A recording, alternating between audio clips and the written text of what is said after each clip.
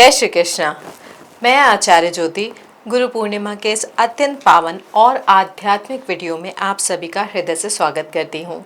भारतीय संस्कृति में गुरु को केवल एक शिक्षक नहीं बल्कि साक्षात ईश्वर का स्वरूप माना गया है। शास्त्रों में उद्घोष किया गया है, गुरु साक्षात परम ब्रह्मा, यानी गुरु ही वह परम तत्व है जो हमें अंधकार से प्रकाश की ओर ले जाते हैं। साल 2026 में ये मंगलकारी पर्व बुधवार 29 जुलाई को मनाया जाएगा। आज के इस विशेष वीडियो में हम गुरु पूर्णिमा के उन रहस्यों और विधियों की चर्चा करेंगे जो न केवल आपके ज्ञान के द्वार खोलेंगे बल्कि आपके जीवन में चल रही ग्रहों की बाधाओं को शांत भी करेंगे। हम जानेंगे कि इस दिन का वैदिक महत्व क्या है, ज्योतिष की दृष्टि से दिन क्यों खास है और वे कौन से उपाय हैं जो आपकी किस्मत को जगा सकते हैं। आइए सबसे पहले समझते हैं इस दिन के वैदिक और पौराणिक महत्व को।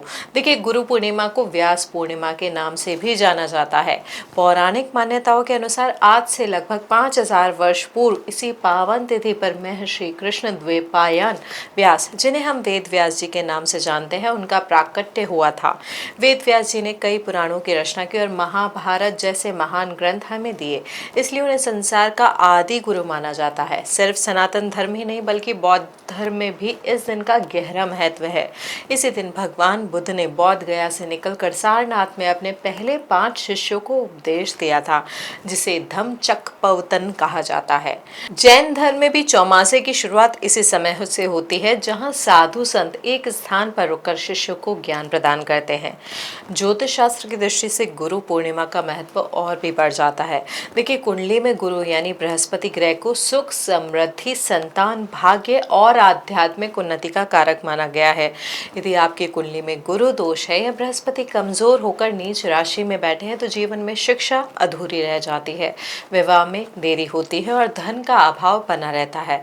साल 2026 की यह पूर्णिमा विशेष है क्योंकि इस दिन ग्रहों का ऐसा संयोग बन रहा है जो साधना और मानसिक शांति के लिए अत्यंत ही अनुकूल है। देखिए, पूर्णिमा का चंद्रमा जब गुरु के नक्षत्रों के प्रभाव में आता है तो ये आपकी एकाग्रता को कई गुना बढ़ा देता है। इस दिन की गई पूजा और मंत्र जाप न केवल आपके बृहस्पति को बलवान बनाते हैं बल्कि राहु और केतु के अशुभ प्रभावों को भी नियंत्रित करने की शक्ति रखते हैं। अब बात करें अगर पूजा के मुहूर्त की, ताकि आपको अपनी भक्ति का पूर्ण फल प्राप्त हो सके, तो साल 2026 में आषाढ़ मास की पूर्णिमा तिथि का प्रारंभ 28 जुलाई की शाम 6:18 पर होगा। इस तिथि का समापन होगा 29 जुलाई की रात 8:05 पर। चूंकि हमारे सनातन धर्म में उदय तिथि का विशेष महत्व होता है, इसलिए गुरु पूर्णिमा का पर्व जो है और पूजन जो है हम बुधवार यानी 29 जुलाई को मनाएंगे।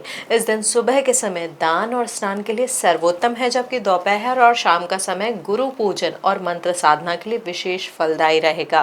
देखिए, गुरु पूजन की विधि जो है वो बहुत ही सरल है, लेकिन इसमें भाव का होना बहुत ही महत्वपूर्ण यानी अत्यंत ही आवश्यक है। इस दिन ब्रह्म मुहूर्त में उठकर किसी पवित्र नदी में स्नान करें या घर पर ही जल में गंगा जल मिलाकर स्नान करें। साफ सुथरे पीले या सफेद वस्त्र धारण करें। अपने घर के ईशान कोण या पूजा स्थान पर एक चौकी स्थापित करें और उस पर पीला कपड़ा बिछाएं। महर्षि वेद व्यास या अपने व्यक्तिगत गुरु की तस्वीर वहां रखें। यदि आपके गुरु सशरीर उपस्थित नहीं है तो उनके चरण पादुकाओं या मानसिक रूप से उनके स्वरूप का ध्यान करें। पंचोपचार विधि से पूजन करें, यानी चंदन, अक्षत, पुष्प, धूप और दीप अर्पित करें। भोग के रूप में पीली मिठाई या चने की दाल और गुड़ का भोग लगाएं। इसके बाद ओम गुरुभ्यो नमः का या गुरु गीता का पाठ करें। अंत में गुरु की आरती उतारें और अपनी सामर्थ्य के अनुसार वस्त्र, अन्न या दक्षिणा का संकल्प लेकर अपने गुरु किसी योग्य ब्राह्मण या किसी जरूरतमंद को दे।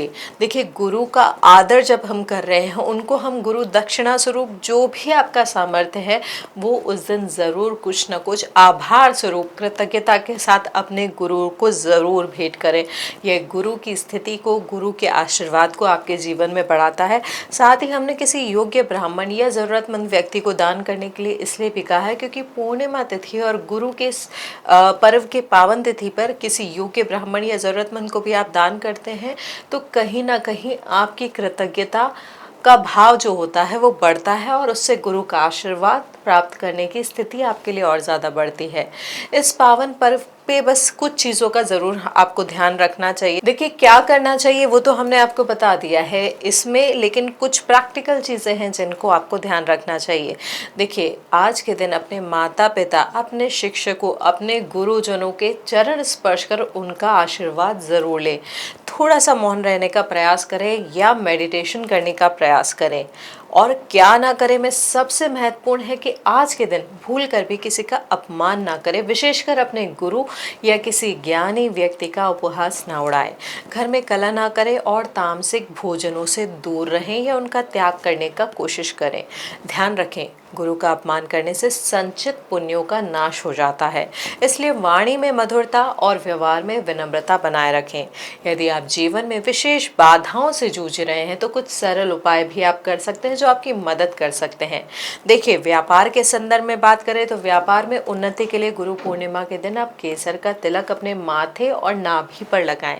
यदि विवाह में बाधा आ रही है तो चने की दाल उसको पीले कपड़े में लपेट कर मंदिर में दान करें। छात्रों को चाहिए कि वे आज के दिन अपनी पाठ्य पुस्तकों या आज के संदर्भ में बात करें तो अपने लैपटॉप या आपके जो इलेक्ट्रॉनिक गैजेट है जो आप पढ़ाई के लिए यूज़ करते हैं उनका पूजन करें। और किसी गरीब बच्चे को पढ़ाई की चीज़ें, चाहे आप पेन दें या किताबें दें, ये उपहार में ज़रूर दें। देखिए, मानसिक शांति के लिए भी आप चाहें तो इस दिन शाम के समय चंद्रमा को अर्घ देने के बाद ओम सोम सोमाय नमः का जाप कर सकते हैं। ये छोटे छोटे उपाय आपके जीवन में सकारात्मक ऊर्जा का संचार करेंगे। दर्शकों, अंत में बस इतना ही कहना चाहूंगी कि गुरु केवल व्यक्ति नहीं, एक ऊर्जा है जो आपके भीतर सोए हुए विवेक को जगाती है। इस गुरु पूर्णिमा केवल रस्मों को ना निभाए बल्कि अपने भीतर के अहंकार को त्याग कर पूर्ण समर्पण के साथ ज्ञान के इस मार्ग पर चलें। आशा है 29 जुलाई 2026 का दिन आपके जीवन में नई रोशनी लेकर आएगा। आप सभी को गुरु पूर्णिमा की अनंत शुभकामनाएं। जय गुरुदेव।